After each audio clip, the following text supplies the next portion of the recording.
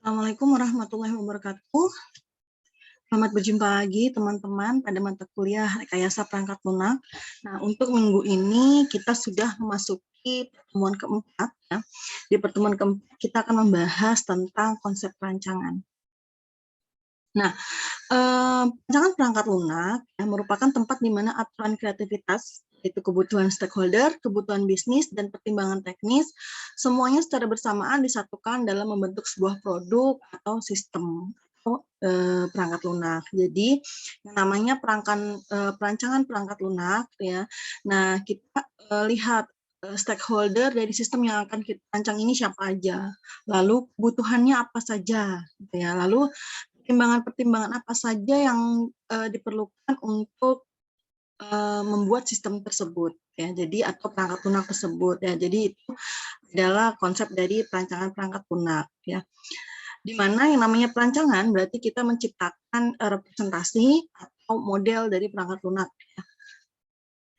Nah, model perancangan apa yang kita perlukan, yaitu kita memberikan detail tentang arsitektur dari perangkat lunak tersebut seperti apa, lalu struktur datanya seperti apa, interface-nya seperti apa, gitu ya, dan komponen yang diperlukan untuk mengimplementasikan sistem itu apa saja.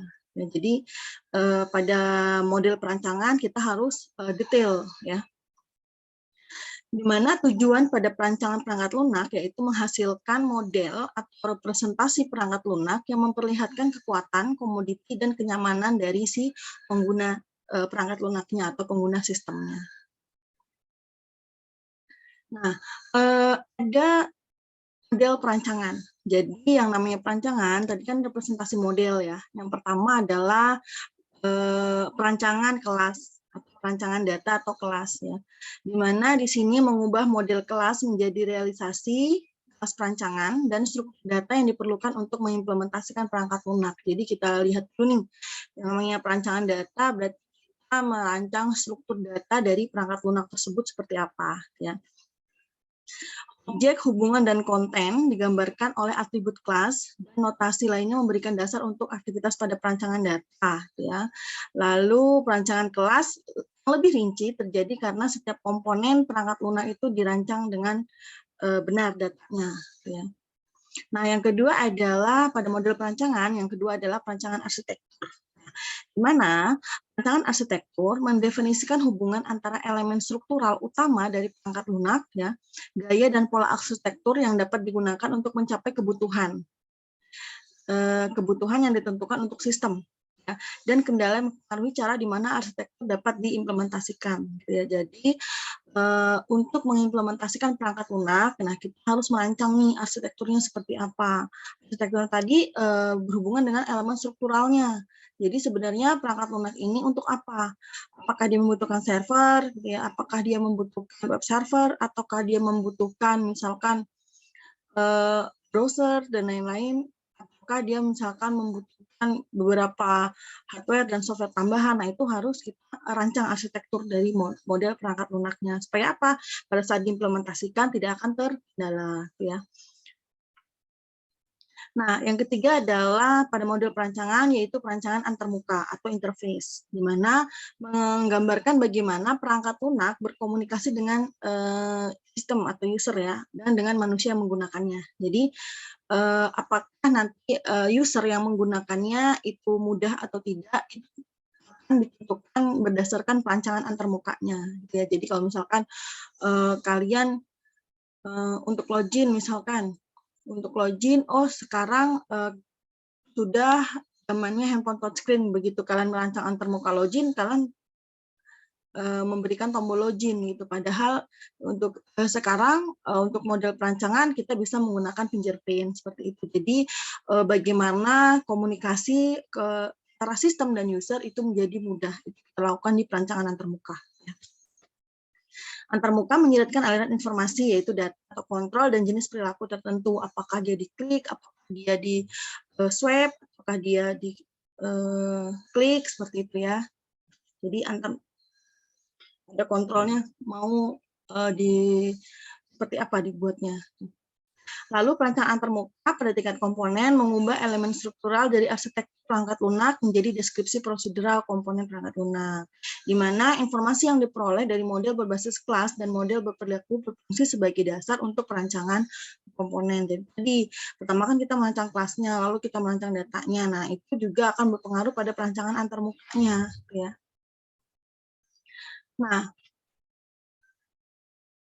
Nah, berikutnya tadi kan ada model perancangan. Nah, berikutnya adalah proses perancangannya. Nah, jadi perancangan perangkat lunak ini bersifat iteratif, ya. Jadi berulang-ulang. Jadi pada saat kita merancang perangkat lunaknya, misalkan merancang interface-nya, kita berikan ke owner. Kalau owner-nya belum setuju, masih ada perubahan, maka kita akan ubah kembali perancangannya. Jadi itu bersifat yang namanya iteratif, ya, berulang-ulang.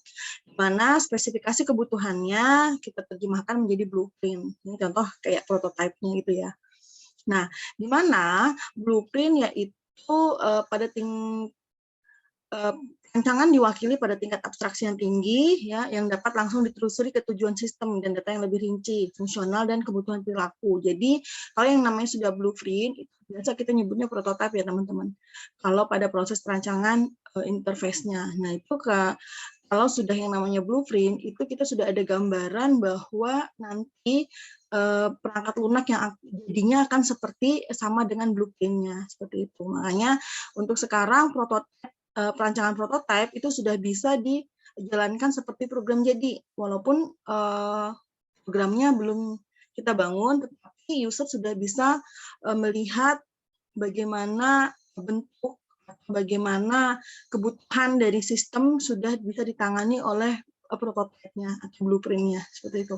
Saat iterasi perancangan berlangsung, pengalaman lebih lanjut dan menggerakkan abstraksi yang lebih rendah. Jadi pada saat dilakukan perbaikan pada perancangan gitu ya, maka diharapkan perbaikan itu menjadi lebih baik gitu ya. Lalu yang berikutnya adalah atribut-atribut kualitas dari perangkat lunak. Ada 3 karakteristik yang berfungsi sebagai panduan untuk evaluasi perancangan yang baik. Yaitu apa saja? Yang pertama, perancangan perangkat lunak harus menerapkan semua spesifikasi kebutuhan secara eksplisit ya, yang ada dalam model kebutuhan. Yang tadi ya, jadi kalau pada saat kita merancang perangkat lunak atau interface, kita kan sudah menentukan kebutuhan-kebutuhan gitu ya sebelumnya. Ada kebutuhan fungsional, ada kebutuhan non-fungsional. Nah, itu kita harus menerapkan ke dalam rancangan kita. Misalkan user bisa login, setelah login user bisa melakukan transaksi, setelah transaksi user dapat mendapatkan bukti transaksi seperti itu ya. Nah, itu harus bisa diterapkan pada saat kita merancang perangkat lunaknya. Jadi kebutuhan-kebutuhannya semua dijalankan di rancangan perangkat lunaknya. Kedua adalah perancangan perangkat lunak harus menghasilkan produk kerja yang mudah dibaca dan dimengerti bagi mereka yang membuat kode-kode program. Akan melakukan pengujian untuk mendukung perangkat lunaknya. Jadi pada saat kita merancang prototipe, kita harus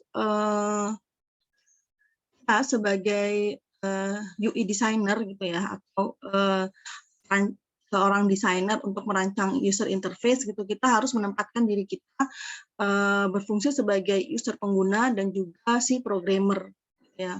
Jadi biasanya syarat menjadi seorang UI itu dia minimal mengerti bagaimana jalannya coding program. Ya, jadi supaya apa? Supaya apa yang dia desain itu bisa dibaca oleh si programmer. Ya, jadi pada saat kita merancang prototipe, minimal prototipe itu dia harus yakinkan, si UI designer ini harus yakinkan bahwa apa yang dia desain itu bisa di-coding oleh bagian programmer. Seperti itu. Lalu yang ketiga adalah perancangan perangkat lunak seharusnya menyediakan gambaran lengkap tentang perangkat lunak ya, menangani permasalahan data, fungsional, dan perilaku dari perspektif implementasi ya. Jadi pada saat perangkat lunak itu sudah selesai kita rancang gitu ya, maka dia harus bisa menangani permasalahan data. Kita harus bisa meyakinkan bahwa apa yang kita desain itu bisa menangani permasalahan ya.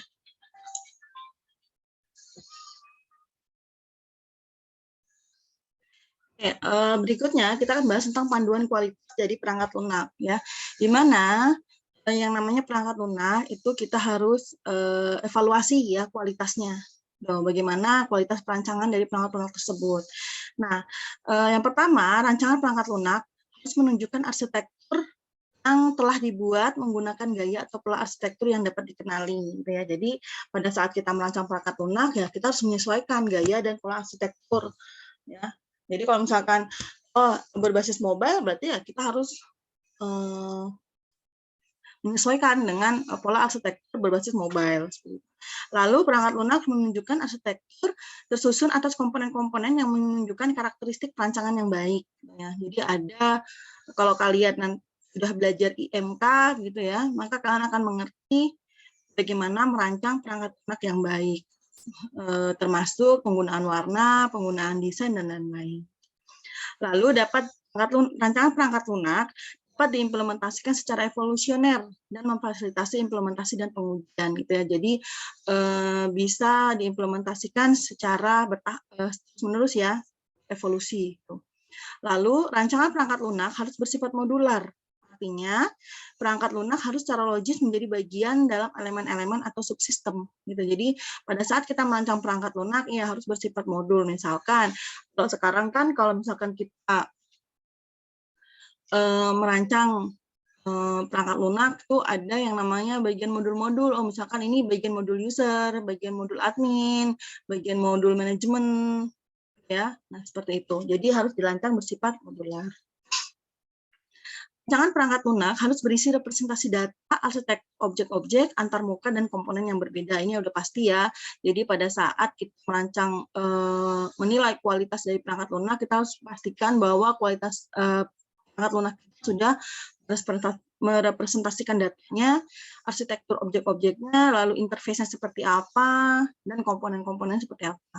Lalu yang keempat adalah rancangan perangkat lunak harus memuat struktur data yang sesuai untuk kelas yang diimplementasikan, ya, dan digambarkan dari pola-pola data yang dapat dikenali. Lalu yang kelima, rancangan perangkat lunak harus mengarah pada komponen yang menunjukkan karakteristik fungsional, ya, bersifat independen. Ya, jadi pada saat kita merancang perangkat lunak, apakah dia sudah memenuhi kebutuhan fungsionalnya? Misalkan, jadi di kebutuhan fungsional ada kebutuhan user, gitu ya.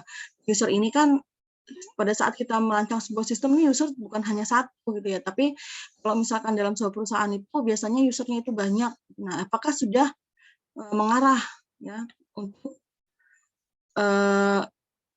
karakteristik dari user ini sudah bersifat independen dari masing-masing usernya, ya. Lalu yang keenam, rancangan perangkat lunak harus memuat antarmuka yang mengurangi kompleksitas hubungan antar komponen dan dengan lingkungan eksternal. Jadi antarmukanya atau interface-nya harus disesuaikan juga dengan kebutuhan dari si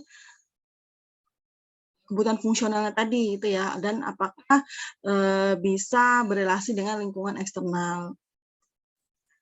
Yang ketujuh, rancangan perangkat lunak harus diturunkan dari metode perulangan yang dikendalikan oleh informasi yang diperoleh selama analisis kebutuhan. Nah, jadi pada saat kita menganalisis kebutuhan, ya kita harus pastikan, gitu ya, kebutuhan informasi perangkat lunaknya. Lalu sebuah perancangan harus direpresentasikan menggunakan notasi yang secara efektif mengkomunikasikan maknanya. Nah, ini untuk kualitas bagaimana kita menilai kualitas dari perangkat lunaknya. Lalu untuk atribut-atribut kualitas dari perangkat lunak, yang pertama adalah fungsionalitas, ya, dinilai dengan mengevaluasi sejumlah fitur dan kemampuan program, fungsi-fungsi umum yang disampaikan, dan keamanan sistem secara keseluruhan. Nah, ini atribut secara fungsionalitas dari perangkat lunak atau sistemnya. Lalu atribut berikutnya yaitu tentang penggunaan, dinilai dengan mempertimbangkan faktor manusia, estetika, konsistensi, dan dokumentasinya seperti apa. Ya. Lalu atribut keandalan, ya, dievaluasi dengan mengukur frekuensi dan tingkat keparahan dari kegagalannya. Lalu akurasi hasil keluaran, ya, waktu antar kegagalan, recovery, dan prediktabilitas program. Artinya di sini untuk keandalannya itu kita evaluasi, yaitu banyak ya, banyak. Apakah tingkat kegagalannya seperti apa, gitu ya. Lalu akurasi hasil keluarannya, misalkan saat pembuatan laporan apakah sesuai antara transaksi yang di-input dengan yang di-output dengan hasil laporannya. Nah, seperti itu. Lalu waktu waktu loading dari program atau perangkat lunak itu sendiri juga harus dicek ya. Lalu dari recovery-nya seperti apa gitu ya, dan seterusnya. Lalu atribut yang berikutnya adalah berdasarkan kinerja, yaitu diukur menggunakan kecepatan pemrosesan, ya, waktu tanggap, konsumsi sumber daya, throughput, dan efisiensi. Gitu ya. Lalu yang kelima yaitu daya dukung menggabungkan kemampuan program untuk dikembangkan, ya, bagaimana kemampuan beradaptasinya dan kemampuan melayani kebutuhan pengguna. Kemampuan uji, kompatibilitas, konfigurasi, yaitu mengontrol elemen konfigurasi perangkat lunak. Jadi pada atribut kualitas untuk daya dukung, ya, di perangkat lunak yang kita rancang sudah mampu mengcover seluruh kebutuhan dari pengguna sistem, gitu ya. Jadi tadi mampu melayani kebutuhannya. Lalu bisa diuji, gitu ya, bisa diuji kompatibilitas atau enggak di komputer pengguna dan lain sebagainya. Gitu ya. Nah, yang ketiga kita akan membahas tentang konsep-konsep perancangan, di mana konsep-konsep perancangan menyediakan kebutuhan kriteria yang digunakan untuk membagi perangkat lunak menjadi komponen yang bersifat mandiri, lalu rincian fungsi atau struktur data yang dapat dipisah dari representasi konseptual. Ya. Yang ketiga yaitu kriteria yang digunakan untuk mendefinisikan kualitas teknis dari perancangan perangkat lunaknya. Ya. Yang berikutnya kita akan membahas tentang abstraksi, ya. Tingkat abstraksi tertinggi, penyelesaian masalah dinyatakan dalam istilah luas, yaitu menggunakan bahasa pada lingkungan permasalahan. Ya.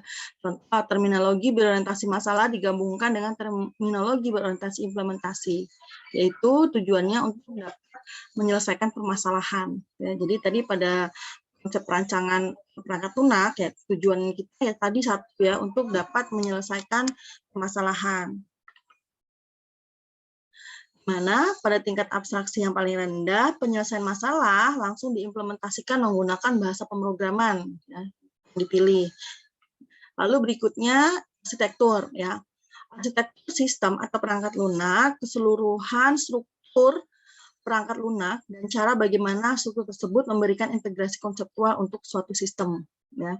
Di mana di sini arsitekturnya ini merupakan struktur atau organisasi dari komponen program atau modul yang menjelaskan bagaimana komponen tersebut berinteraksi dan struktur data yang digunakan oleh komponen. Jadi tadi namanya arsitektur perangkat lunak, rancang nih, pada saat kita merancang kita deskripsikan perangkat lunak ini atau sistem ini terdiri dari modul apa saja. Nah, bagaimana tadi antar modul ini berinteraksi, struktur data yang digunakan antar komponen. Jadi kalau misalkan modul user berinteraksi dengan sistem, dengan admin gitu ya, maka struktur datanya juga harus sesuai gitu. Jadi apakah dia berelasi antara user dengan admin, apakah akan berelasi gitu. Kalau misalkan dalam modulnya mereka berinteraksi, maka struktur datanya juga harus berelasi. Itu untuk arsitekturnya. Nah, properti sebagai bagian dari perancangan arsitektur. Ya, jadi kalau kita merancang arsitektur, kita mengenal namanya properti struktural, di mana mendefinisikan komponen sistem, yaitu modul, objek, dan filter, yang menjelaskan bagaimana komponen tersebut dikemas dan berinteraksi satu sama lain. Lalu berikutnya ada properti fungsional tambahan, di mana deskripsi perancangan arsitektur seharusnya bisa menyelesaikan permasalahan ya tentang bagaimana arsitektur perancangan mencapai kebutuhan, akan kinerjanya, akan kapasitasnya, jadi bagaimana perangkat lunak tadi keandalannya, keamanannya, lalu karakteristiknya seperti apa. Keluarga sistem yang berhubungan, yaitu perancangan arsitektur seharusnya dibuat melalui pola perulangan atau iterasi. Nah, jadi pada saat kita merancang arsitektur, kita harus memastikan bahwa semua propertinya itu saling berhubungan, ya, saling berhubungan. Berikutnya adalah pattern atau pola, adalah suatu wawasan yang di dalamnya memuat esensi dari solusi yang terbukti untuk permasalahan perancangan perangkat lunak dalam konteks tertentu. Di mana tujuan membuat pola atau pattern ini adalah untuk memberikan deskripsi yang memungkinkan perancangan untuk menentukan apakah pola berlaku untuk pekerjaan saat ini, gitu ya? Apakah pattern-nya dapat digunakan kembali, ya?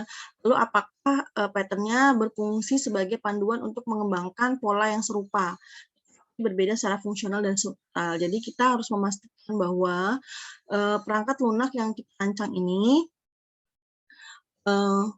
pattern-nya itu berlaku untuk ke depan gitu ya. Jadi tidak hanya untuk pekerjaan yang saat ini, itu bisa juga dapat digunakan kembali nanti gitu ya. Lalu bagaimana kita juga mengembangkan pola yang serupa gitu ya, tapi nanti akan berbeda secara fungsional. Lalu pemisahan perhatian adalah konsep perancangan yang menunjukkan bahwa masalah yang kompleks dapat diselesaikan jika permasalahan itu dibagi menjadi bagian-bagian yang lebih kecil dan lebih mudah diselesaikan atau dioptimalkan secara independen. Misalkan, suatu perusahaan ingin membangun suatu enterprise architecture atau ingin membangun sebuah enterprise resource planning atau ERP gitu ya. Pada saat kita akan membangun suatu ERP, maka semua permasalahan di setiap divisi perusahaan itu kan ada gitu. Jadi pada saat kita membangun, kita pecah-pecah divisi. Nah, per satu divisi pun itu bisa kita pecah kembali menjadi modul-modul yang lebih kecil supaya apa? Lebih mudah untuk diselesaikan ya. Berikutnya, pemisahan dapat diimplementasikan menggunakan konsep perancangan perangkat lunak yang saling berhubungan. Jadi nanti seperti modularitas, ya aspek-aspek kemandirian dan lain sebagainya. Jadi nanti setelah kita rancang secara lebih kecil tadi ya, bagian per bagian itu modulnya, lalu nanti kita satukan menjadi suatu rancangan perangkat lunak yang keseluruhan ya. Jadi menyatukan seluruh divisi ya secara integrasi. Berikutnya adalah modularitas. Nah, modularitas yaitu atribut tunggal dari perangkat lunak yang memungkinkan suatu program untuk dapat dikelola secara cerdas. Ya, jadi pada saat kita membuat perangkat lunak tadi ya kita bagi menjadi modul-modul. Ya, di mana modul ini program besar yang terdiri dari satu modul. Jadi perangkat lunak monolitik adalah program besar yang terdiri dari satu modul, di mana perangkat lunak monolitik tidak dapat dengan mudah dipahami oleh rekayasawan perangkat lunak. Jumlah lintasan kendalinya, rentang referensinya, jumlah variabel, dan kompleksitas keseluruhan hampir tidak mungkin dimengerti. Nah, pada modularitas berarti lebih banyak modul, berarti ukuran modul semakin lebih kecil. Jadi ya berarti misalkan tadi dalam suatu ERP itu ada modul divisi. Nah, dalam satu divisi itu juga dipecah kembali modul-modulnya. Berarti semakin banyak modul, maka ukurannya akan semakin kecil. Kenapa? Karena masing-masing modul mengcover fungsinya masing-masing. Seperti itu. Tambahnya jumlah modul, maka upaya atau biaya yang terkait dengan pengintegrasian modul juga bertambah. Ya, jadi tadi kan saya bilang pada saat kita merancang ERP, kita pecah menjadi modul-modul. Nah, nantinya modul-modul ini akan kita integrasikan. Berarti semakin banyak modul, maka upaya untuk menyatukan atau mengintegrasikan modul ini juga semakin besar. Ya. Nah, tujuan dari modularitas apa? Yaitu pengembangan perangkat lunak dapat lebih mudah direncanakan, ya versi-versinya dapat didefinisikan, ya. Lalu perubahan-perubahan dapat dengan mudah diakomodasi, testing dan debuggingnya dilakukan lebih efisien. Kenapa? Karena pasti kalau kita buat programnya itu per modul, maka testing dan debuggingnya itu juga per modul, ya. Maka dapat lebih efisien. Lalu mudah dalam pemeliharaan, ya, karena kita pada saat melakukan pemeliharaan kita kembali ke modul terlebih dahulu. Jadi lebih mudah untuk pemeliharaannya.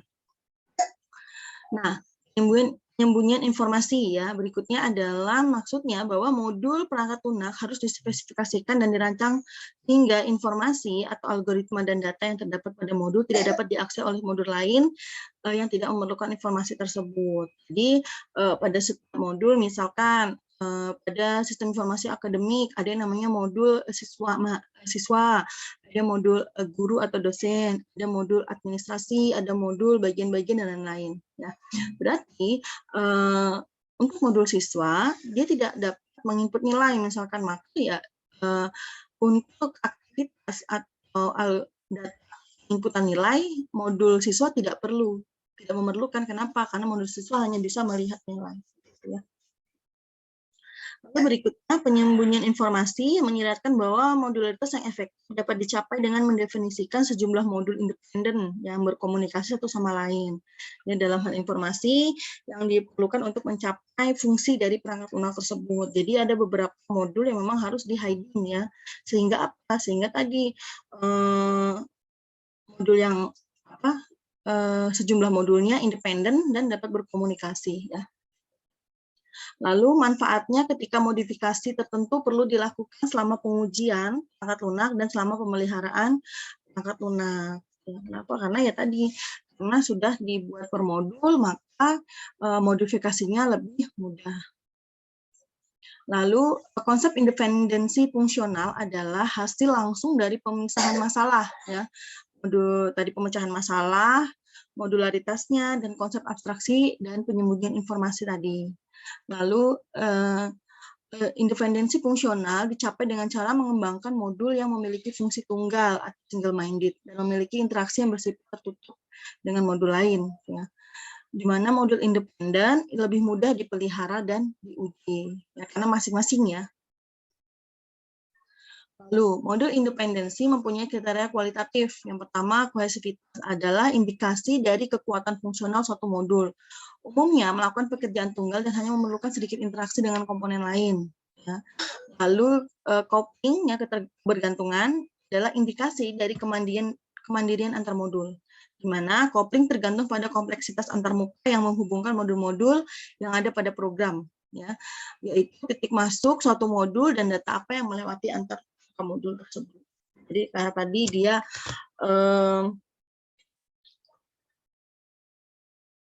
tergantung pada kompleksitas antarmuka, ya, maka modul-modul yang ada dalam program itu dan nanti titik masuk suatu modulnya, kapan modul itu bisa dibuat dan data-data apa saja yang melewati modul tersebut. Jadi tidak semua modul ini di-hide, ya, disembunyikan. Ada beberapa yang disembunyikan untuk apa? Untuk tadi supaya lebih mudah pada saat pengujiannya. Halusan merupakan suatu proses elaborasi yang dimulai dengan pernyataan fungsi atau deskripsi informasi yang didefinisikan pada tingkat abstraksi yang tinggi. Ya. Halusan langkah menggunakan strategi perancangan top down. Jadi dari atas terlebih dahulu, baru ke bawah. Ya. Hierarki perangkat lunak dikembangkan dengan melakukan dekomposisi pernyataan fungsi yang bersifat makro, ya, secara bertahap sehingga pernyataan dalam bahasa pemrograman dapat dicapai. Lalu berikutnya kita bahas tentang refaktorisasi. Nah, di mana refaktorisasi adalah teknik reorganisasi perancangan perangkat lunak yang bertujuan untuk menyederhanakan perancangan atau kode dari komponen tanpa harus mengubah fungsi atau perilakunya. Di mana refaktorisasi perangkat lunak itu adalah untuk menemukan redundansi. Ya, redundansi ini kelengkapan dari data ya teman-teman. Jadi pada saat kita merefaktorisasi perangkat lunak, kita harus periksa apakah perangkat lunak tersebut menemukan redundansi. Ya, artinya menemukan kelengkapan dari datanya. Lalu menemukan elemen perancangan yang tidak digunakan. Ya, jadi kadang pada saat merancang gitu ya tidak sadar bahwa ada suatu atribut atau komponen itu sebenarnya tidak perlu kita gunakan. Kalaupun tidak kita gunakan itu nggak masalah gitu. Jadi ini tugas kita pada saat refaktorisasi yaitu menemukan elemen yang tidak digunakan. Lalu yang berikutnya adalah menemukan algoritma yang tidak efisien atau tidak perlu. Ya. Lalu yang keempat menemukan struktur data yang konstruksinya buruk. Ya. Jadi kadang ada beberapa, misalkan pada saat perancangan struktur datanya, misalkan untuk kode gitu ya. Untuk kode sebenarnya pada saat implementasi, kode itu hanya 6 karakter misalkan. Ternyata pada saat kita merancang basis datanya atau struktur datanya, kita buatnya 10. Nah, itu kan membazir. Nah, itu masuk ke dalam struktur data yang konstruksinya buruk. Lalu menemukan kegagalan perancangan lainnya yang dapat diperbaiki untuk menghasilkan perancangan yang lebih baik. Jadi ini untuk refaktorisasi perancangan. Jadi bagaimana kita mengubah perangkat lunak atau merancang ulang perangkat lunak yang sudah pernah kita rancang tapi menemukan komponen-komponen yang memang harus kita ubah. Kenapa? Karena memang tidak perlu untuk digunakan. Nah, contoh untuk faktorisasi seperti ini, teman-teman. Jadi ini kan ada tabel barang, ya. Tabel barang berrelasi dengan tabel transaksi, misalkan seperti ini, ya. Nah, apa saja yang kira-kira tidak sesuai pada perancangan struktur datanya, atau bagaimana kita merefaktorisasi rancangan perangkat lunak seperti ini. Nah, contoh di sini pendefinisian data yang menyebabkan redundansi data, ya, yaitu ini, yang mana ada redundansi? Yang ini, harga barang. Ya, kenapa? Pada tabel barang ini harga barang sudah dituliskan, ya, dengan bertipe double. Sedangkan di transaksinya ini kita tuliskan kembali harga barang, berarti kan ini double. Sebenarnya sifat transaksi itu kan kita lihat pada saat kita akses form transaksi, itu kan untuk nomor transaksi ini bisa otomatis, tanggalnya otomatis, jamnya otomatis. Sedangkan untuk harga barang ini kan kita tidak input, teman-teman, tapi kita ambil dari tabel barang, gitu kan. Nah, pada saat kita mengambil tabel barang, maka kita harus buatkan di sini yang namanya foreign key. Mana yang menjadi foreign key? Gitu ya. Menjadi foreign key adalah kode barang pada tabel barang seharusnya, bukan harga barang. Kenapa? Karena harga barang yang di tabel barang itu bukan field kunci, artinya tidak bisa mewakili seluruh atribut dalam satu tabel ini. Di mana yang mewakili atribut dalam satu tabel, yaitu kode barang biasanya. Maka seharusnya kode barang menjadi foreign key di tabel transaksi, seperti itu ya. Lalu berikutnya apalagi yang tidak sesuai? Contoh, elemen data yang tidak berfungsi dalam sistem. Perhatikan uang bayar dan uang kembali. Sebenarnya uang bayar dan uang kembali ini tidak perlu dimasukkan ke dalam database atau basis data. Kenapa? Ya karena kan ini tidak perlu dicatat sebenarnya, hanya totalnya saja. Kalau sudah ada total, sudah status pembayaran lunas, maka sudah berarti uang bayar dan uang kembali ini tidak perlu dimasukkan ke dalam sistem. Tapi dia hanya dirancang secara secara sementara gitu ya, di formnya aja gitu, bahwa uang bayar sekian, uang kembali sekian, tapi tidak perlu disimpan ke dalam basis data gitu ya. Lalu elemen data status bayar tidak perlu digunakan karena menyebabkan ambigu, misalkan seperti ini. Tapi sebenarnya kalau status bayar misalkan ini ambigu, kenapa? Karena seharusnya kalau misalkan dia ada status bayar, maka ada beberapa jenis pembayaran seharusnya. Tapi kalau dia ada uang bayar, ada uang kembali, ada status bayar, ini malah justru menjadi ambigu. Sudah dibayar, sudah ada uang kembalian, kenapa harus ada status bayar lagi? Berarti kan ini seharusnya tipe transaksinya adalah transaksi yang cash gitu ya, bukan transaksi yang kredit seperti itu. Kalau misalkan ada transaksi kredit dan kredit, maka perlu adanya status bayar. Karena ada uang bayar dan uang kembali, status bayar tidak perlu karena akan menjadi ambigu seperti itu. Nah, ini contoh dari refaktorisasi tadi ya. Jadi kita menemukan apa saja yang sebenarnya tidak diperlukan suatu basis data, atau apakah basis data yang kita rancang ini buruk atau tidak, seperti itu ya.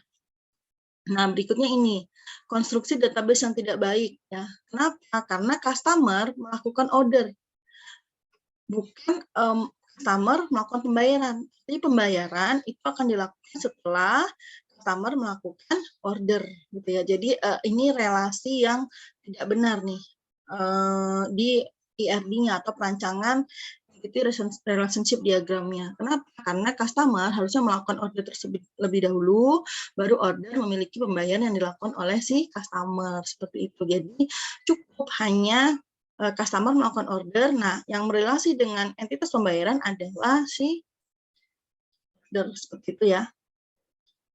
Nah, baik, itu saja untuk pertemuan